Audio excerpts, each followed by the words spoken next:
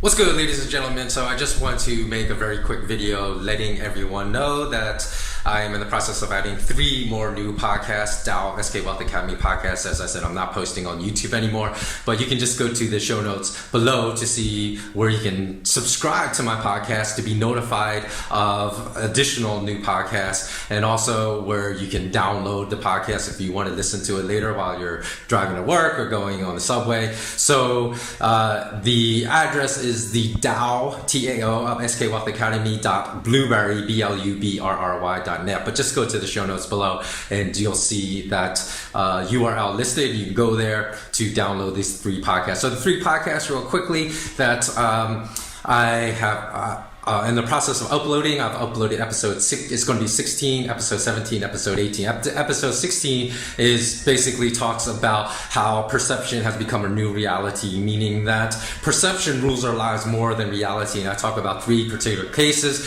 One, which was a Malaysian Joe Low, which is an extremely interesting case. I think actually they're going to make a Hollywood movie out of this, because he was the son of a millionaire but pretended to be a billionaire by befriending Middle Eastern royalty, I believe, while he was at Wharton School of Business, and he actually was able to embezzle billions of dollars from the Malaysian Sovereign Wealth Fund, 1MDB, and use that just to live an extravagant lifestyle. Now he's on the run, hiding out supposedly in mainland China. The second one is, so he built his whole lifestyle just based upon a false perception. Second one is, I'm going to talk about Elizabeth Holmes from Theranos. She raised $700 million in Series A and Series B funding for a company that basically was entirely fraudulent. She said she could provide detailed lab work and blood results on just pinpricks of blood, and that was going to revolutionize the whole blood laboratory and medical services industry. And it was a total lie, and it was built basically just upon her reported friendship with Peter Thiel, who's the founder of PayPal, one of the original funders of Facebook.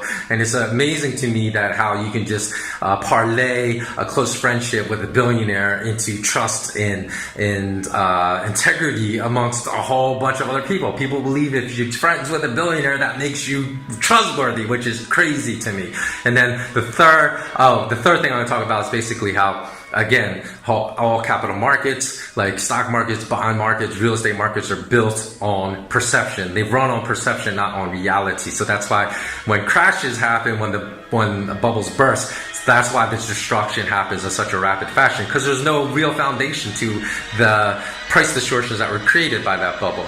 And then, so that's number 1. Number 2, the second one I'm going to speak about is it's going to be Fight Club updated for 2018. So I'm going to talk about one of my favorite movies from 1999 and how all those famous iconic lines spoken by Tyler Durden in that movie are still very much relevant to life in 2018, and actually are more relevant. I'm going to speak to the changes that have happened in society from 1999 to 2018 that really make that movie as relevant today, and actually more relevant today than it was even back then. And then the last thing I want to talk about is President Vladimir Putin's speech at Sochi, Russia. And that was a speech that was largely uncovered. It was a 2-hour-long speech. I'm just going to cover the highlights of that speech that was largely uncovered by the Western media, and why it is so important for those in the West to understand what he said as far as future relations between Russia and the US are concerned, and also future relations between China and the US. Because I want to make it clear that a lot of this aggression, a lot of this animosity that's being propelled forth between the United States and Russia, United States and China, is really being pushed as an agenda by bankers, by central bankers, the U.S. Federal Reserve, because really what is happening is the supremacy of the petrodollar is being challenged right now, and they do not like that. You see what happens when people try to challenge the petrodollar in theater operations or just military excursions, as to Libya and to Iraq in the past, and we are really broaching really dangerous times right now with Russia and China, because Russia and China is no Iraq and Libya, and they can't be bullied in the same manner. So it's really important to understand what Putin said. So that is going to be the 3rd podcast. So if any of those sound interesting to you, go check it out. I'm probably going to download episode 16 today, 17 tomorrow, and then 18 later in the week. Okay, have a blessed day, everyone. Take care.